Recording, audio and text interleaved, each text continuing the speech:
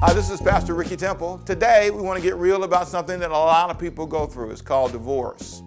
In Matthew chapter 5, verse 31, Jesus talks about divorce in a way that confuses a lot of people.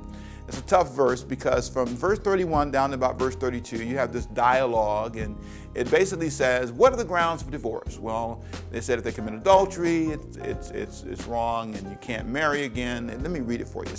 He says, whoever divorces his wife, let him give her a bill of certificate. He's quoting Moses here.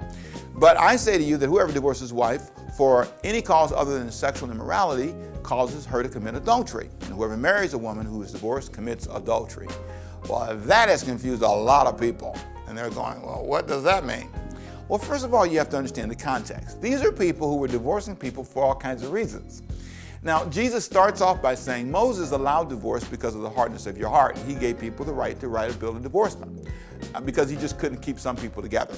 That was the reason Moses allowed it. Secondly, he goes on to say, but some of you are making decisions to divorce people for the wrong reasons. Now, he's really highlighting a problem. A lot of guys would divorce their wife if she didn't cook right, if she wasn't pretty anymore, and they were allowed to do that, and they use the bill of divorcement as an excuse. So Jesus speaks to this attitude of divorce a woman just because. And he said if she hasn't committed adultery, she hasn't done anything, if there's no real basis for it, it's not right. So he's not really saying the only grounds for divorce in Scripture is committing adultery, because that's not true, because 1 Corinthians 7 talks about people who just want to leave. Paul said you can't force a person to stay with you. And if an unbeliever wants to depart, Paul said in 1 Corinthians chapter 7, let them depart. The whole conversation about divorce is not in this verse.